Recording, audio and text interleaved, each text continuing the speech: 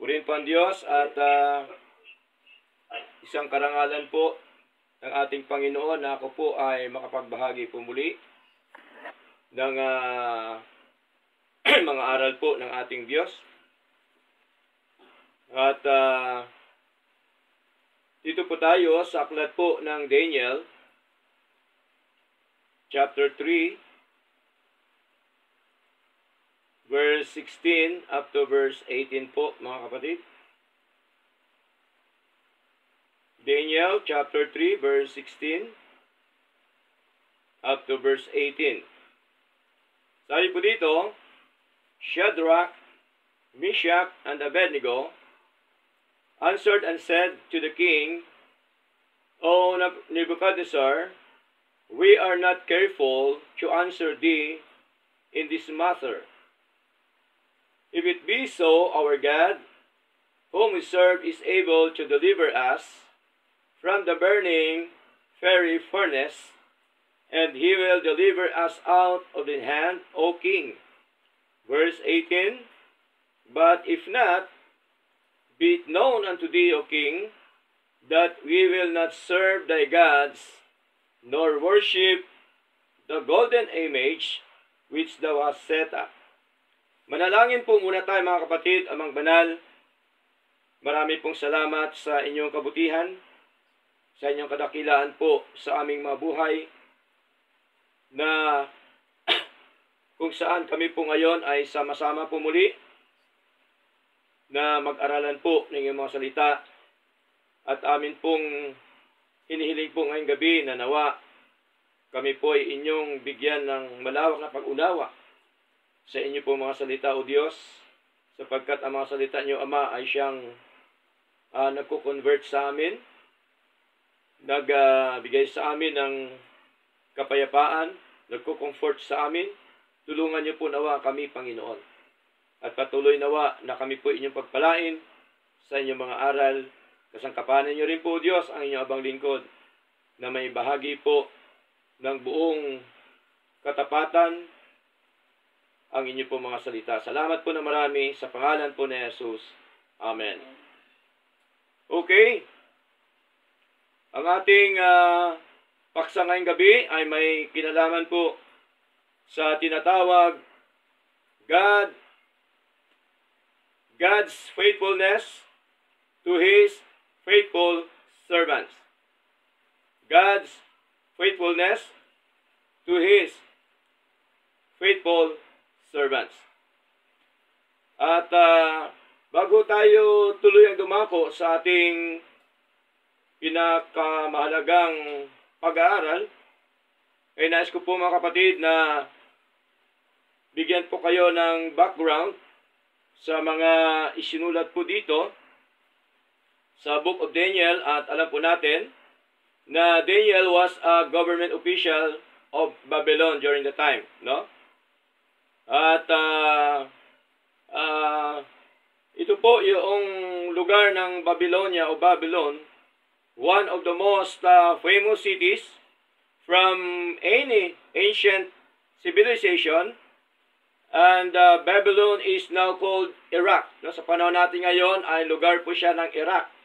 At alam po natin na ang kapital po ng Iraq in southern Mesopotamia ay tinatawag po na Baghdad, no? Yun po ang kapital ng Iraq. So, yun po yun ang tinatawag na Babylonia, mga kapatid. At dito po sa ating pag-aaral po ngayon ay nais ko pong ating talakayin. Ito po ang experience po nito ng mga magkakaibigan na walang iba si Daniel, si Shadrach, si Meshach, at saka si Abednego.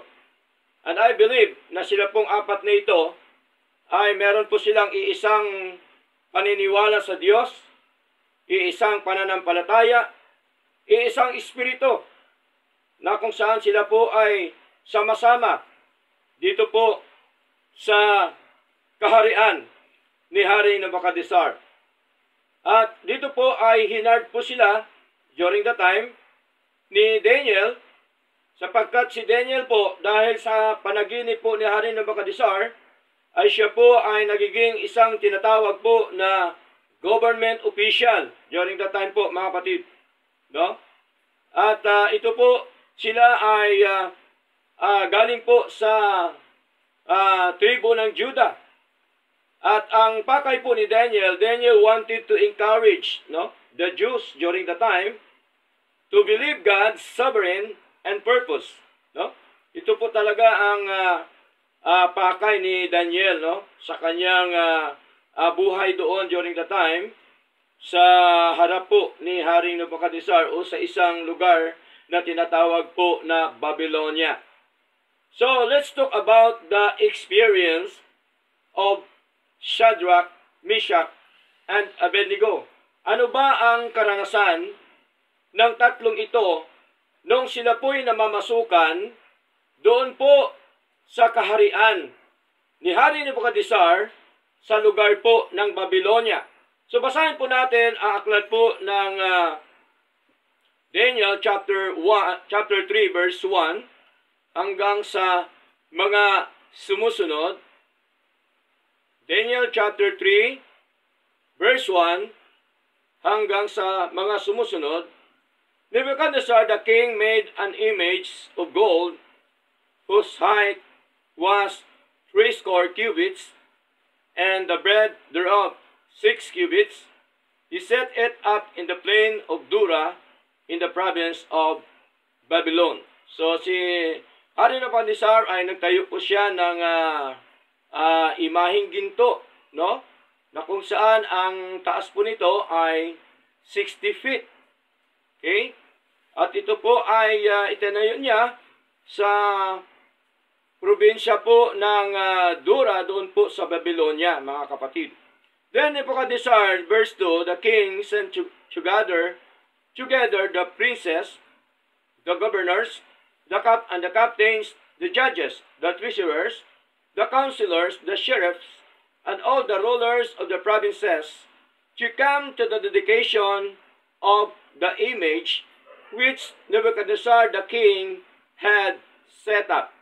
Verse 3, then the princes, the governors, and captains, the judges, the treasurers, the counselors, the sheriffs, and all the rulers of the provinces were gathered together unto the dedication of the image that Nebuchadnezzar the king had set up, and they stood before the image that Nebuchadnezzar had set up.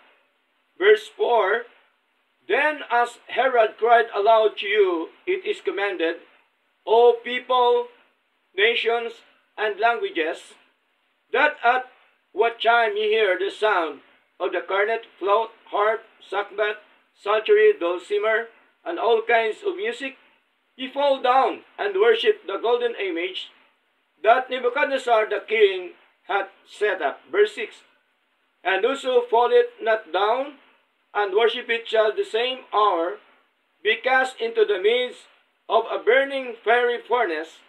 Therefore, at the time when all the people heard the sound of the cornet, flute, harp, sackbut, psaltery, and all kinds of music, all the people, the nations, and the languages fell down and worshipped the golden image that Nebuchadnezzar the king had set up. So dito po ay makita ho natin, mga kapatid, malinaw po na King Nebuchadnezzar made an image of gold somewhere in Dura, province of Babylon. At hindi lamang po yun, and he enforced the law, no, with government officials. Kanya pong ipinatupad ang batas pagkatapos po niyang may patayo ang golden image po, yung Diyos-Diyosan. Nakasama po ito ang mga government officials. So, malinaw po na pinagtibay po ito sa batas na ang sino man ang hindi sumunod dito ay maitapon doon sa nagniningas na pugon o apoy, mga kapatid. Okay?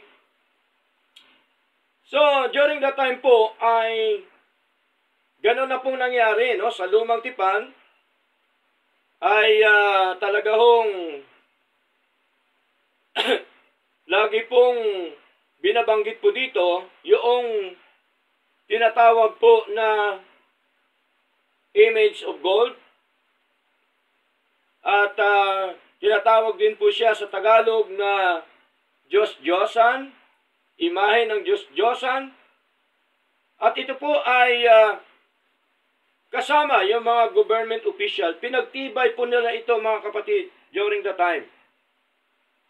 Wala po itong pagkakaiba noon sa panahon, mga kapatid, ng mga lahi po ni Noah during the time after the flood, mga kapatid, yung itinayo po nila yung Tower of Babel.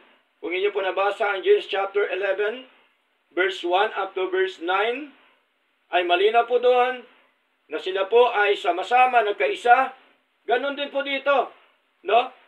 Kay Hari Nebukadnezar, sila po ay nagsama-sama na mga government officials upang magkaroon ng batas para po dito sa Diyos-Diyosan. Okay? Sa panahon natin ngayon ay wala hong pagkakaiba ito, mga kapatid. No? Maraming mga relihiyon ngayon na kung saan po ay taglay po yung tinatawag na PMP. Hindi ho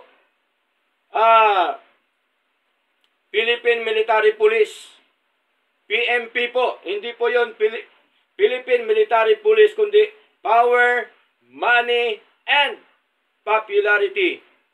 Ito po ngayon ang umiiral, no? Sa panahon natin po ngayon, mga kapatid. Okay? Kaya po, kailangan tayo maging aware sa mga bagay na ito sapagkat noong pang panahon ni Moises, ni Abraham, mga lingkod ng Panginoon, talaga hong ipinagbawal na po, ayaw po ng Diyos na tayo ay sumamba sa Diyos-Diyosan. Basahin po natin Exodus chapter 20, verse 1 up to verse 3.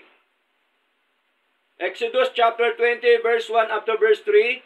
And God speak all these words, saying, I am the Lord thy God, which have brought thee out of the land of Egypt, out of the house of bondage. Verse 3. Thou shalt have no other gods before me.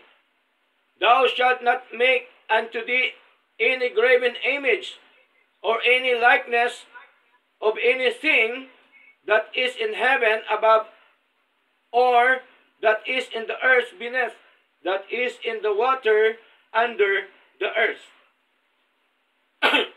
Malinaw po, pinagbawal ng Diyos, ayaw ng Diyos, isa po sa utos po niya, pinakaunang utos, na huwag tayo magkaroon ng larawan o ribulto. Baka sa bahay natin hanggang ngayon, meron pa rin. Kung natakot po kayo, mga kapatid, tawagin niyo po si pastor para basagin, para sirain. Okay? Hindi po totoo yung sinasabi ng marami, pagka sinira mo daw, magkakasakit ka. Okay? Hindi po totoo yan.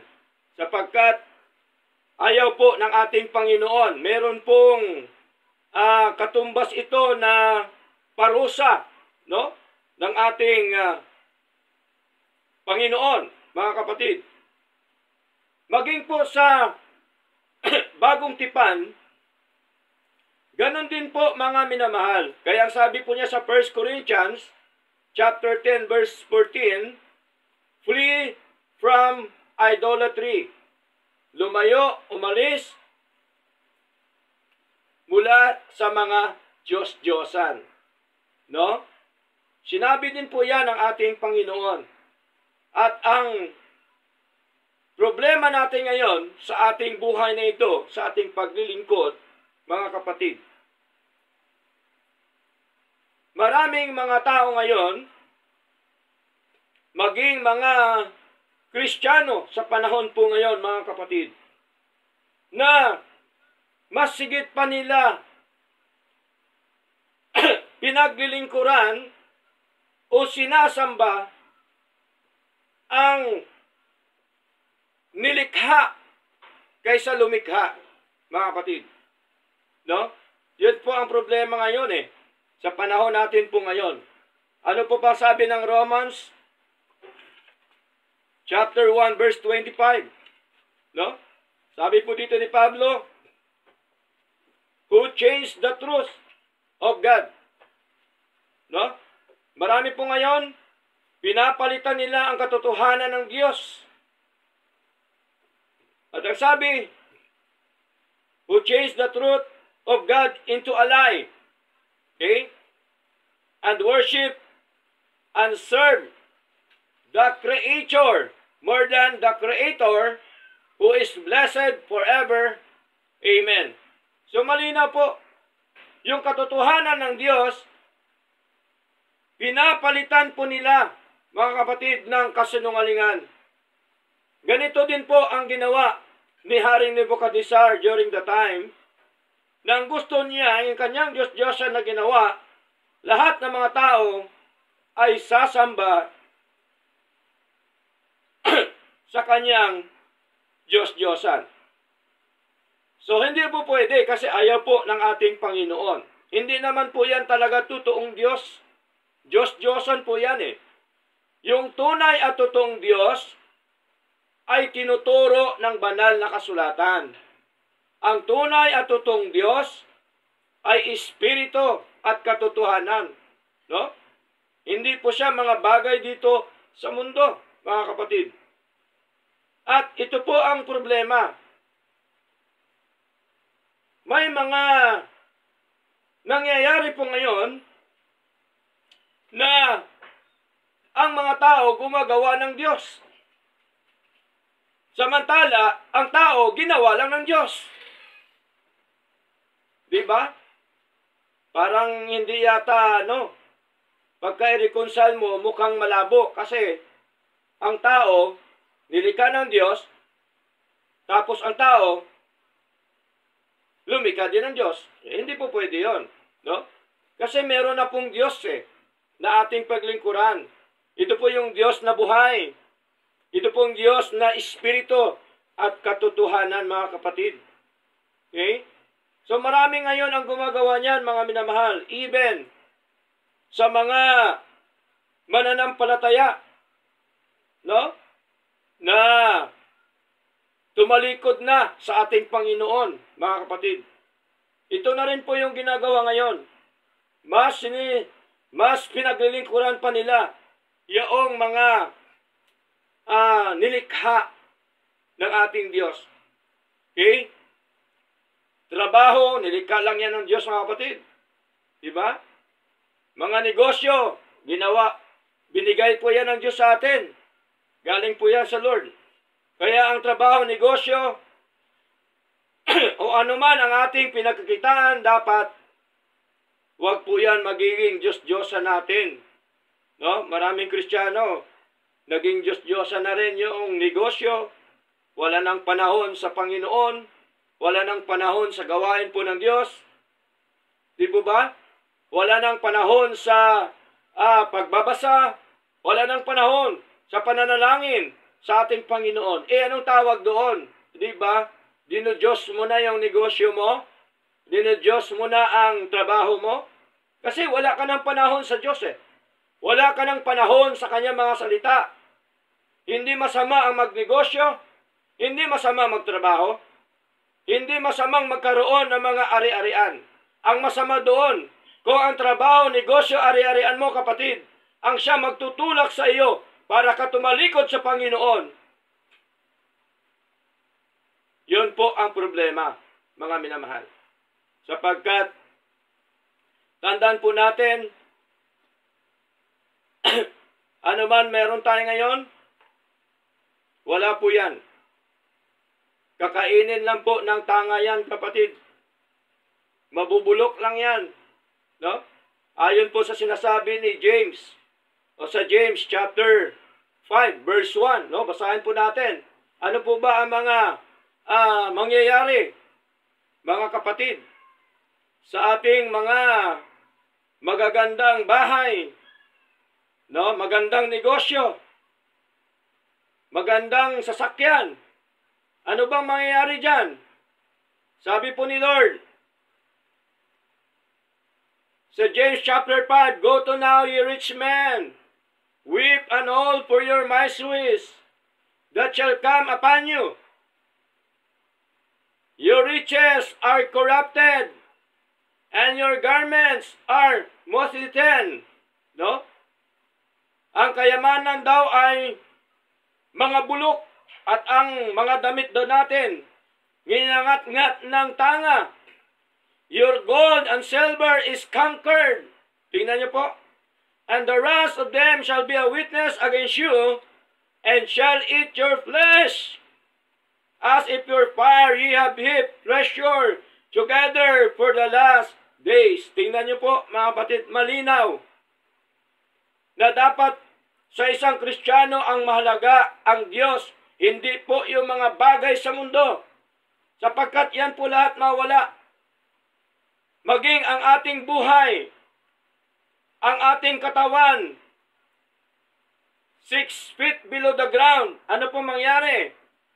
Unting-unti mawawala, mapupugnas, mga kapatid. Sabi po ng banal na kasulatan.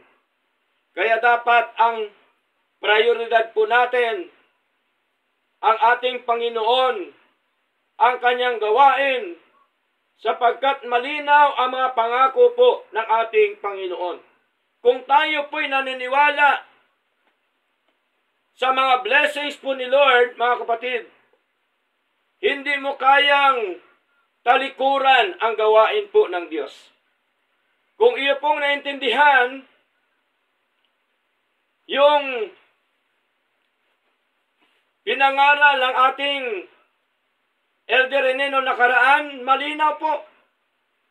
The blessings of the Lord are overtaking, overloading, and overflowing. Ayawan ko lang kung hindi ka pa matablan po roon, mga kapatid. Napakalinaw. Napakaliwanag pa sa sikat ng araw. Ang kailangan lamang natin sundin ang sinasabi po ng ating Panginoon. Kaya nga po, mga kapatid, anong sabi po sa 1 Thessalonians chapter 1 verse 9, na dapat po, mga minamahal, ay ang ating pananampalataya sa Diyos ay dapat totoo sa ating buhay na Diyos at sa kanyang mga salita. Basahin po natin, mga minamahal. 1 Thessalonians, ito din pong kalagayan natin noon. Pero salamat sa Diyos, sapagkat dahil po sa biyaya ng Diyos, tayo po ay hinango po roon. Sabi po dito, 1 Thessalonians chapter 1 verse 9, For they themselves shew of us what manner of entering and we had unto you, and how you turned to God from idols to serve the living and true God. Sino ho itong kausap po ni Pablo? Yung church po ng Thessalonica. Ito pong church ng Thessalonica, tinutukoy din ni Pablo na mga pinili ng Diyos. Verse 4, Knowing, brethren, beloved, your election of God. Ito po yung tinutukoy, mga mananampalataya sa ating Panginoon. Yung mga pinili ng Diyos Ama before the foundation of the world. Tingnan niyo po, kaya po, ayaw po ng Diyos na tayo po ay o sambahin po natin ang Diyos-Diyosan Alam po ba natin mga kapatid na ang hindi lamang po ribulto ang binabanggit po na Diyos-Diyosan ng banal na kasulatan? Meron pong binabanggit po dito si Pablo sa sa Colossians chapter 3, verse 5. Sabi dito, mortify therefore your members which are upon the earth. Ano po ito? Fornication. No? Diyos-Diyosan din pala ito yung fornication. Okay? Yung pakikiapid. Ano po yan, pastor? Ang fornication. Ang fornication, once na pumapasok ka sa mga maling aral, mga maling doktrina, sa mga iba't ibang mga katuruan na hindi naman ayon sa banal na kasulatan, that is fornication. Ano pa pong sabi dito? Uncleanness, inordinate affection, evil concupiscence, and covetousness. No, nandito na naman uli ang kasakiman, covetousness, which is idolatry. Tingnan niyo po. Kung ito po ay nandoon ang iyong puso sa mga bagay na ito, mga kapatid, isa din po pala itong Diyos-Diyosan. So kung ikaw ay hindi pa po kontento sa biyaya po ng Diyos, kaya ang dahilan kung bakit minsan ay matamlay tayo sa paglilingkod sa Lord, hanggang sa tayo po ay nanghihina, hanggang sa tayo po ay nawala na sa paglilingkod sa Panginoon. Dahil po, mga kapatid, sa mga bagay na ito. Okay? Kaya po, huwag natin tularan. Ito po yung sinasabi po ni Haring Nebuchadnezzar kasama po ng mga government officials. Okay? Tingnan niyo po mga kapatid, na kung saan po ay ang mga bagay na ito pala ay Diyos-Diyosan din kapag ka ito ay ating ginagawa, mga minamahal. Okay? Yung kasakiman ng isang tao, Diyos-Diyosan din po yan. Okay? Na kung saan po ay maraming mga Kristiyano ngayon, pagdating sa gawain ng Diyos, busy. No?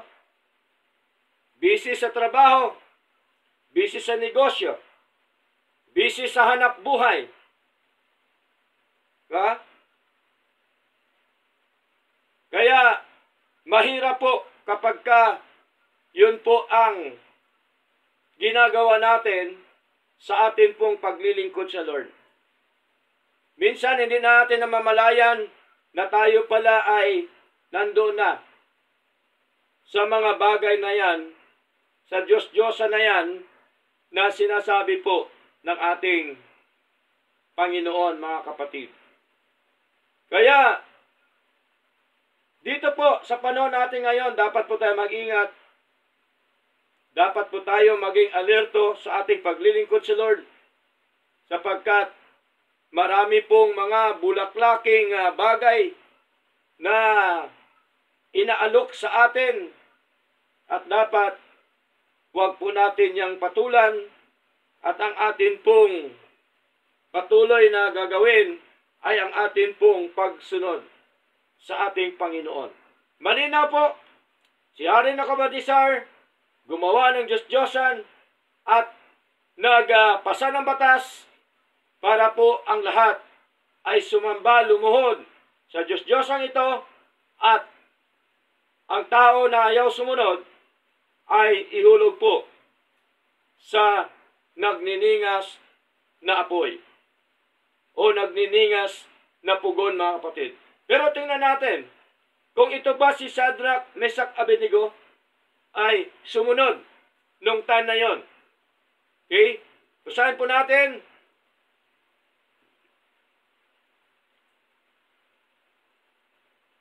Daniel chapter 3. Balik po tayo sa Daniel chapter 3, mga kapatid. Verse 16 up to verse 18. Sa binasa po natin kanina. Okay? Nung hindi sinunod ni Shadrach, Meshach at Abednego, mga kapatid, ang nangyari po doon, iksya lamang natin sapagkat mahaba po ito. Ang nangyari po doon ay isinumbong sila noong time na yon na tumugtog. Ibig sabihin, lumuhod na sa Diyos-Diyosan. Kahit saan ka man dako, basta pag narinig mong tugtog, luluhod ka. At sambahin mo yung Diyos-Diyosan. Pero hindi nila ginawa yon, mga kapatid. Kaya noon sinumbong kay Hari Nabukadnesar, pinatawag sila ni Hari Nabukadnesar. Okay? Kinumpronta po sila ni Hari Nabukadnesar. Ito po ang sagot ni Shadrach, ni Meshach at Abednego. Verse 16, Shadrach, Meshach, and Abednego answered and said to the king, O Nebuchadnezzar, we are not careful to answer thee in this matter. Okay? Sabi dito, kami ay walang kailangan na may sagot sa iyo sa bagay na ito. Verse 17, if it be so, our God, whom we serve, is able to deliver us from the burning fiery furnace, and He will deliver us out of thine hand, O King. Narito ang aming Diyos na aming pinaglilingkuran ay makapagliligtas sa amin sa mabangis na hornong nagniningas at ililigtas niya kami sa iyong kamay, O Hari. Verse 18, but if not, be it known unto thee, O King, that we will not serve thy gods,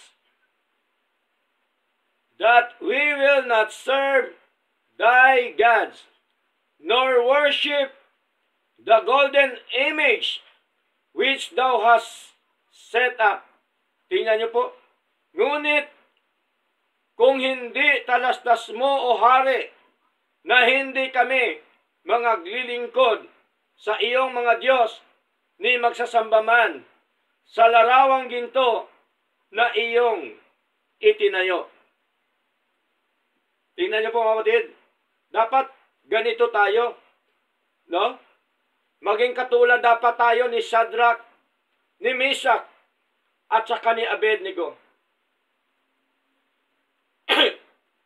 Si Shadrach, si Meshach, at Abednego, mga kapatid, may paninindigan sa Diyos. May katapatan sa Diyos. May prinsipyo galing sa Diyos. Tingnan niyo po. Nanindigan po sila. Ganun po ang tunay na anak ng Diyos. May paninindigan. Di po ba? Hindi yung pagdating na Sunday, pag sinabi ng asawa, ng tatay, ng anak, magulang, o sino man, kamag-anak, maglaba ka. Huwag ka munang dumalo sa gawain. Aba, marami ngayon walang paninindigan. Diba?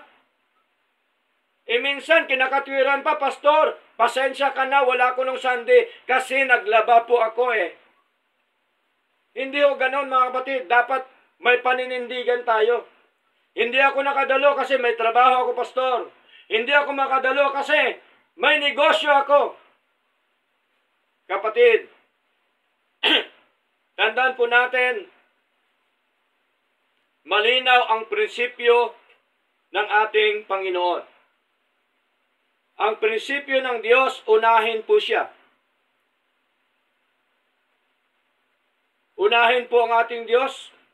That is our priority. Unahin natin ang Diyos.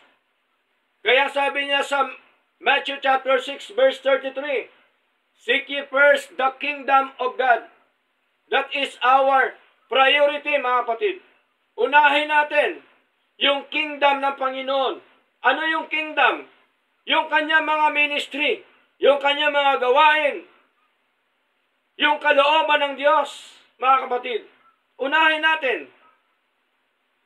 Di po ba? Kasi minsan nakakalungkot, no? Para wala tayong tiwala sa Diyos natin, eh. No?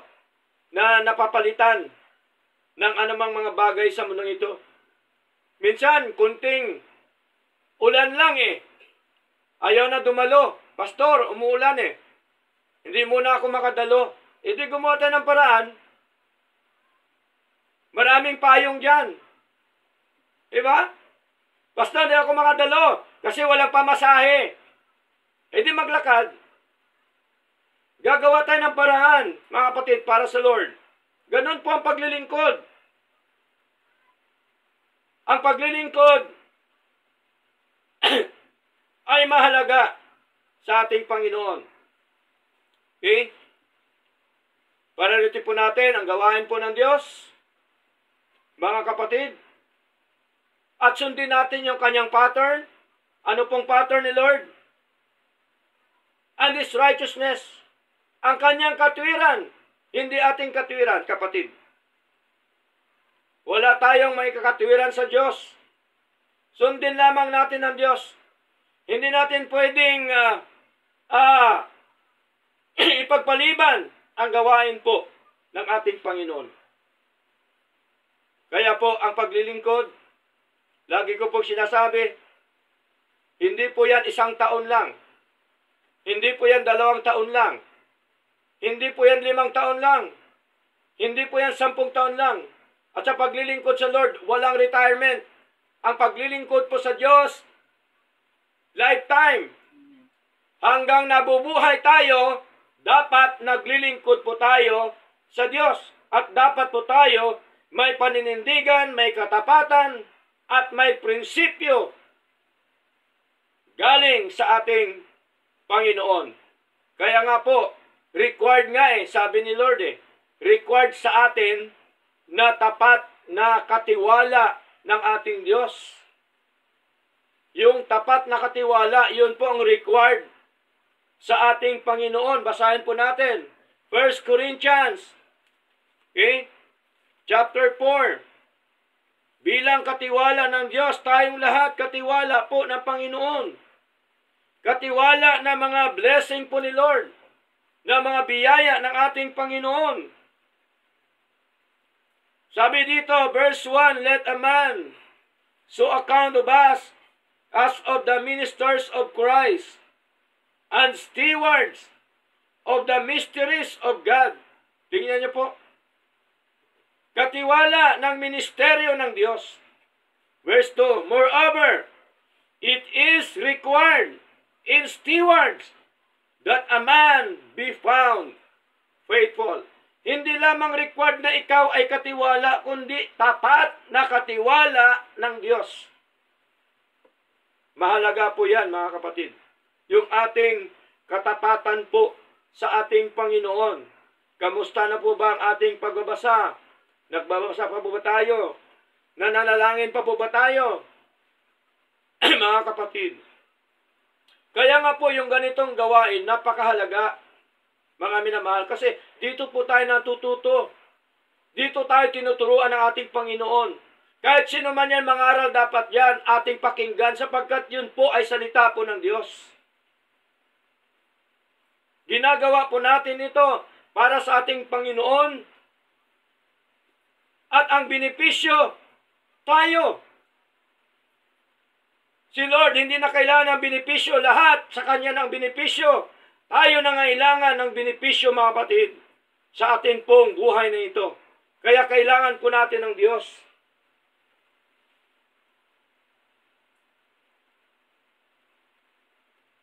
We need God every moment, every hour, every day, every second, every minute. Mga kapatid, katulad po ni Shadrach, ni Meshach, Abednego, kahit po Sila po ay mapunta alam nila na sila ay mapunta sa bingit ng kamatayan, pero sila po ay may paninindigan sa ating Panginoon. Okay? Baka mamaya sa ating paglilingkod, tatapatan lang tayo ng baril o Armalite. Ituturo na natin si pastor. Si pastor kasi po yun ang nangunguna po dito. Siya na lang pong hulihin nyo. Ba? Di bali nang makulong, basta sa gawain po ng Diyos. Huwag lang makulong dahil po sa mga babae o sa pang-abuso. Diba? Okay lang po makulong basta sa pangangaral, sa gawain po ng Diyos, sa kapakanan ng church ng Panginoon. So malinaw po yun mga kapatid. Dapat makita ho natin yung katwiran ni Shadrach, ni Meshach, at saka ni Abednego, mga minamahal. Kaya tingnan nyo po, nandoon ang kanilang paniniwala sa Panginoon. Nandoon ang kanilang katapatan sa ating Panginoong Diyos, mga minamahal. Kaya ano pa pong sabi dito, 1 Peter chapter 4, malinaw po na malawak, marami ang biyaya po ng ating Panginoon na dapat po tayo ay katiwala. Sabi po dito, as every man hath received the gift, even so minister the same one to another as good stewards. Take note, as good stewards of the manifold grace of God. Mabuting mga katiwala. Kanina binasa natin tapat na katiwala. Ngayon, nabasa natin uli ngayon, good stewards of the manifold grace of God. Malinaw po yon.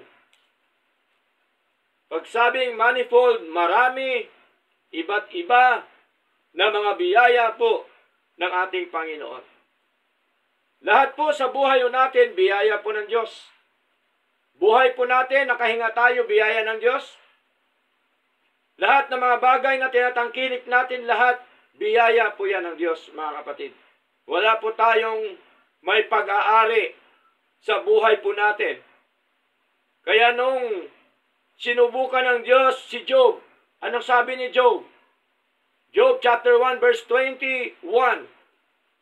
God gave and God hath take it away. Ang Diyos ang nagbigay at ang Diyos ang kukuha ng mga ito. Tingnan niyo po, huwag niyo na hintayin na kuhanin ni Lord ang lahat sa iyo bago ka maglingkod sa Lord. Diba?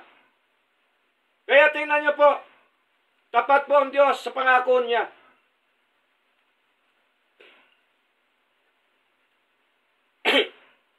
Kung paanong nangako ang Diyos, mga kapatid, sa lumang tipan, may pangako na po siya kay Jacob, kay Israel. Basahin po natin.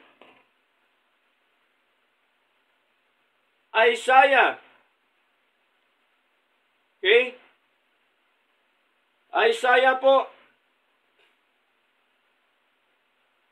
chapter 43,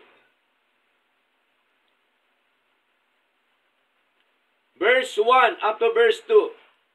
But now thus saith the Lord that created thee, O Jacob, and he that formed thee, O Israel, fear not, for I have redeemed thee. I have called thee by thy name, thou art mine. Verse 2, when thou passest through the waters, I will be with thee, and through the rivers, they shall not overflow thee. When thou walkest through the fire, thou shalt not be burned, neither shall the flame kindle upon thee. Pagka ikaw dumaraan sa tubig, ako'y sa iyo. sa mga ilog ay hindi ka tatakpan yon. Pagka ikaw ay lumalakad sa apoy, hindi ka masusunog o magniningas man ang alab sa iyo. So malinaw po, pangako po yan ng Diyos. Ang tanong po, dahil hindi po sinunod ni Shadrach, ni Meshach at Abednego, ano pong ginawa ni Haring Nebukadnezar? Pinainit pa niya ng ilang beses ang pugon. Dahil sa kanyang galit, mga kapatid, ano hong nangyari? Itinapon po sila sa nagniningas, mga minamahal. Kaya sabi dito, Daniel chapter 3,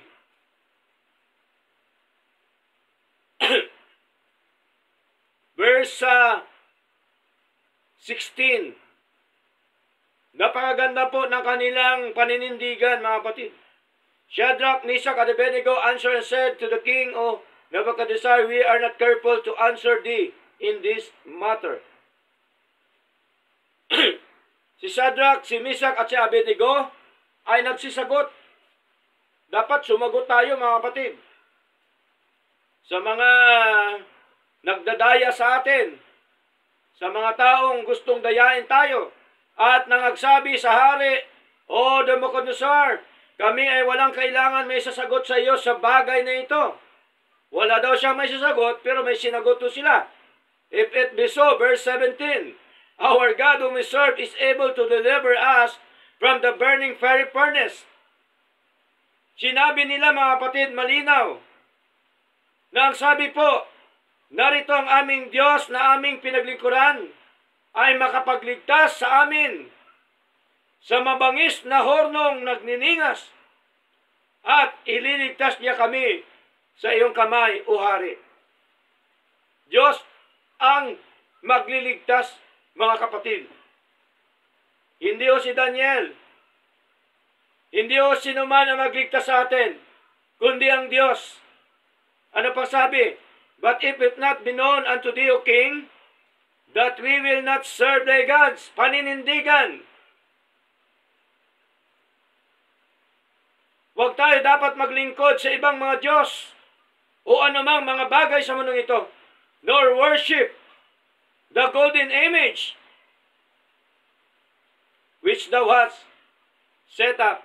Ngunit kung hindi talastasin mo, O Hari, na hindi kami maglilingkod sa iyong mga Diyos, ni magsisamba man sa larawang ginto na inyong itinayo. Maliwanag po ang paninindigan, katapatan, prinsipyo ng tatlong ito sa harapan po ng ating Panginoon. Kasi mahirap po pagkang isang Kristiyano walang paninindigan. Mahirap po pag wala kang katapatan, prinsipyo ng banal na kasulatan sa harapan ng lahat ng mga tao sa mundong ito, mga kapatid. May tendency na ikaw ay mawala sa paglilingkod po sa ating Panginoon. Okay? Noong sila po ay tinapon na, mga kapatid, ito na po ngayon. Ano po bang ginawa ni Lord sa kanila? Pinabayaan ho ba sila? Hindi po.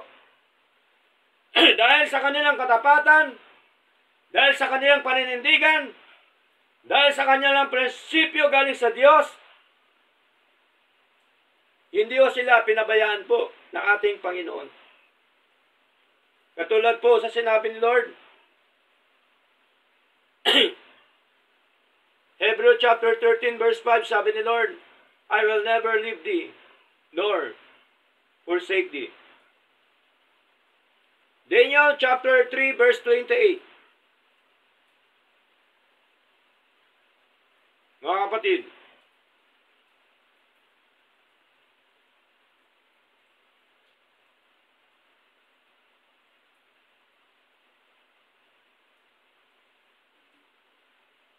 okay, sabi po dito, Sa verse 24, bisan po natin, Then Nebuchadnezzar the king was astonished, and rose up in haste, and spake and said unto his counselors, Did not we cast 3 men bound into the midst of the fire? They answered and said unto the king, True, king. Kanya nakausap ito mga government official nung kanila pong itinapon itong 3 na ito. At sinabi niya na nakita niya ang tinapon ay 3 lang. Verse 25, he answered and said, Lo, I see 4 men loose, walking in the midst of the fire, and they have no heart, and the form the 4th is like the Son of God. Malinaw po, siya ay sumagot na nagsabi, Narito, aking nakikita ay 4 na lalaki na hindi gapos na nagsisilakad sa gitna ng apoy, at sila'y walang paso, at ang anyo na ika-4 ay kawangis ng isang anak ng mga Diyos o isang anak ng Diyos. Tingnan niyo po. Malinaw po. Si Shadrach, si Meshach at Abednego, walang duda, iniligtas po sila ng Diyos. Samantala nung kanilang itinapon ang 3 ito, ay may mga tali, may mga posas, ngunit nakita nila, wala ng tali, wala ng posas, mga batid. Verse 28, Then Nebuchadnezzar came near to the mouth of the burning fiery furnace, and spake and said, Shadrach, Meshach, and Abednego, ye servants of the Most High. Tingnan niyo po. Pinuri pa ni Haring Nebuchadnezzar, ito pong yung Diyos na pinaglingkuran ni Shadrach, ni Meshach, at Abednego. Nireject niya ngayon yung kanyang Diyos-Diyosan sapagkat nakita ho niya kung gaano po sila iniligtas ng ating Diyos. Ganon din po sa ating kapatid. Sa buhay po natin, tandaan po natin, once na meron tayong paninindigan, katapatan, at prinsipyo galing sa ating Panginoon, tayo din po, kahit saan man tayo pumunta sa anumang kapamakan, tsak po yun, 100% ililigtas po tayo ng ating Diyos. Katulad po ni Shadrach, ni Meshach, at Abednego. Huwag tayong mangamba sa buhay na ito. No? Minsan, ang umiiral kasi ng maraming Kristiyano, yung takot, wala nang makain, kaya trabaho na trabaho, hindi na ginagawa ang gawain ng Diyos. No? Kasi walang tiwala sa Diyos eh. Nakakalungkot. Pero tingnan niyo po kung anong ginawa ng Diyos kay Shadrach, kay Meshach at Abednego. Ano pong puhunan nila? Ang puhunan lamang nila ang katapatan sa Diyos. Ang puhunan nila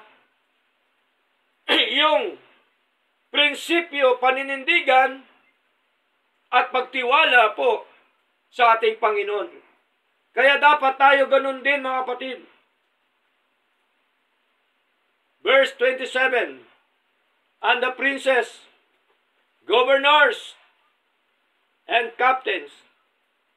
Yung mga princess siguro ito tinatawag, kung sa politiko pa, baaring ito ay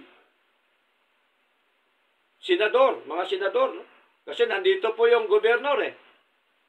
No, mga gobernador nandito. And captains, mga kapitan ng barangay nandito. And the king's counselors, mga konsyal nandito pa. Ha? Lahat sila dito, nandito. Being gathered together. So these men, upon whose bodies the fire had no power, nor was on hair of their head sins, neither were their coats changed, nor the smell of fire had passed on them. Pinahiya po sila ni Lord, mga kapatid. pinahiya ang mga government officials, pinahiya yung hari ng Babylonia ng ating Panginoon.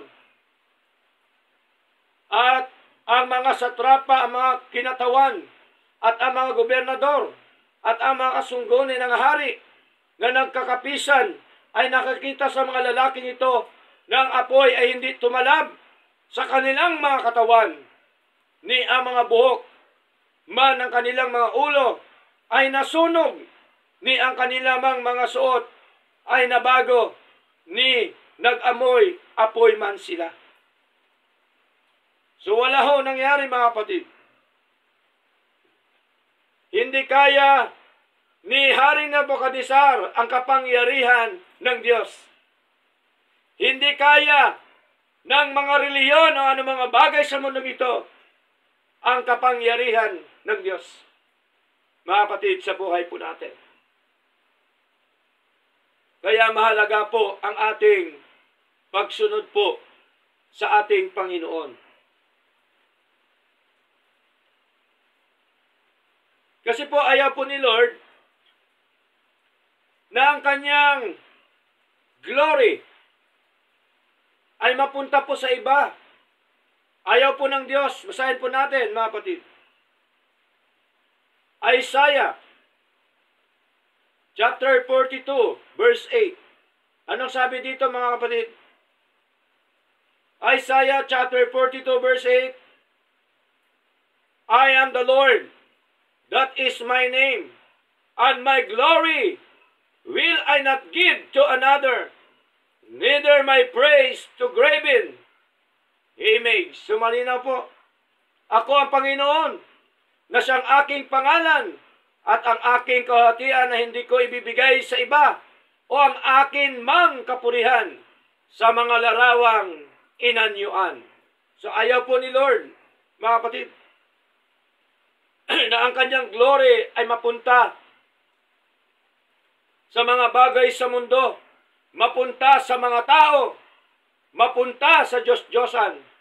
Ayaw po ng Diyos. Kaya po nakita ho natin, malinaw, na dahil po sa ginawa ni Shadrach, ni Meshach, at Abednego, mga kapatid, ay pinakita ng Diyos sa buong Babylonia na siya po ay pinaka makapangyarihan po sa lahat. Verse 28. Then Nebuchadnezzar speak and said, Daniel chapter 3 verse 28, balik po tayo. Then Nebuchadnezzar speak and said, Blessed be the God of Shadrach, Meshach, and Abednego, who hath sent his angel and delivered his servants that trusted in him, and have changed the king's sword, and yielded their bodies, that they might not serve nor worship any god except their own God. So naiba na po ng timpla, ito pong si Haring Nebuchadnezzar. Okay?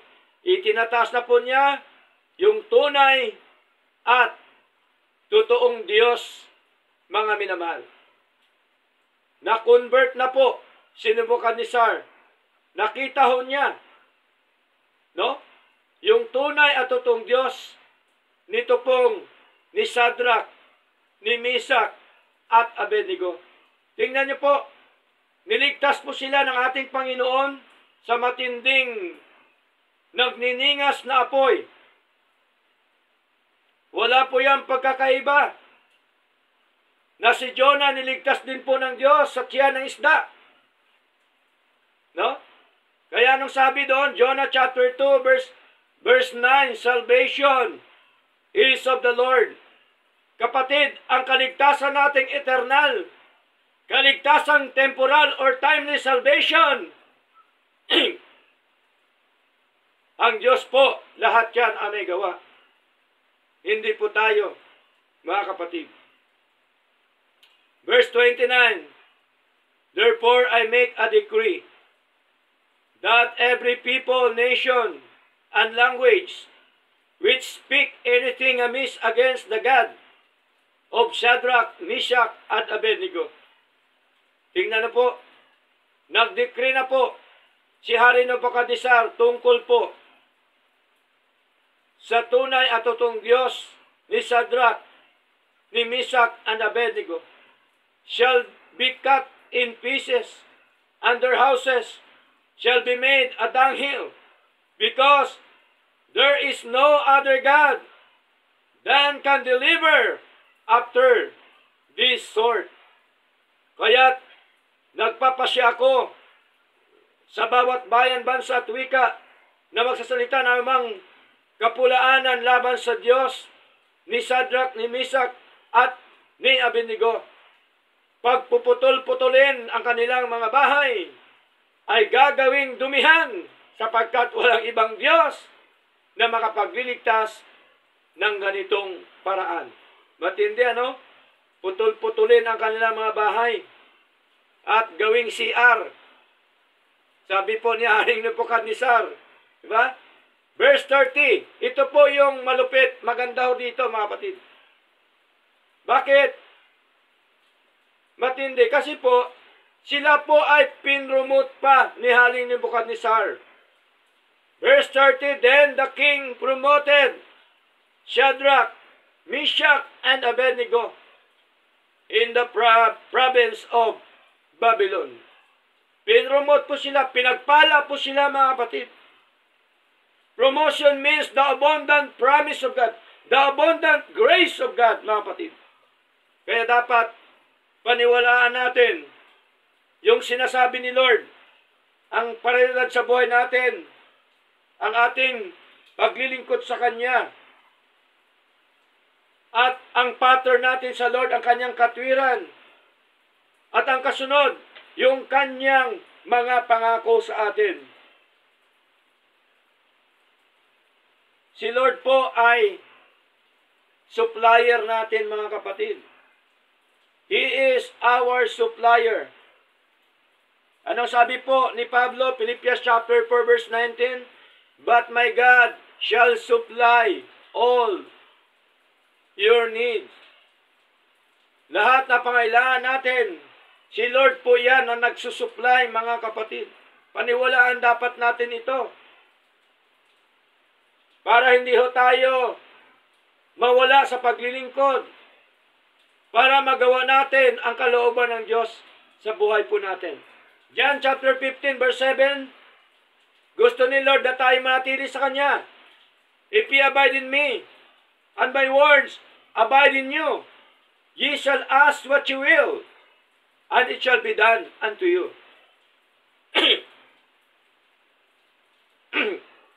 Therefore, our faith only in the true and living God, and in His Word.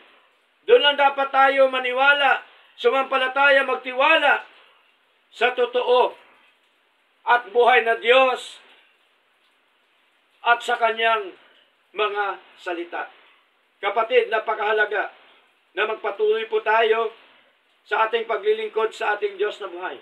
Nakita ho natin ang katapatan ng Diyos sa tapat na Kanya mga lingkod. Sino po yon? Si Shadrach, si Meshach, at saka si Abednego. Tapat po sila na naglilingkod sa Panginoon. Hindi ho nila ipinagpalit ang anumang mga bagay sa buhay nila. Hindi ho sila natakot na sila'y mamatay, o mawala man ng kabuhayan, o wala man ng trabaho.